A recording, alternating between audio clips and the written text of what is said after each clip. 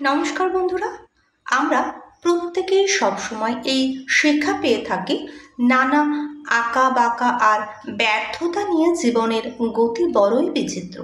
তাকে প্রতিরোধ করতে পারলে হয়তো সাফল্য আসতে পারে, কিন্তু হাল ছেড়ে দিও না।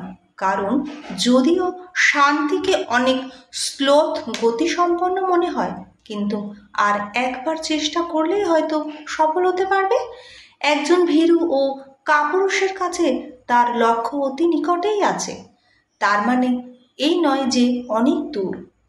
অনেক সময় বিজয় লাভের প্রাক মুহূর্তেই হয়তো একজন সংগ্রামী হাল ছেড়ে চলে যায়। যখন রাত শেষ হয়ে যায়, তখন হয়তো সে বুঝতে পারে সেই স্বর্ণ মুকুটের কত কাছাকাছি সে এসেছিল। সাফল্য ব্যর্থতারই অপর দিক, সন্দেহের মেঘের রূপালী আঘাত। তুমি কখনোই বলতে পারো না তুমি তার কাছে এসে। যখন তাকে দূরে মনে হয়, তখন হয়তো সে একেবারেই কাছে। অতএব যত বেশি আসবে আঘাত, তত কঠোরভাবে সংগ্রামে লেগে থাকবে। যখন পরিস্থিতি সর্বাপেক্ষা মন্দ বলে বোধ হবে, তখনই কিন্তু হাল ছেড়ে দিও না।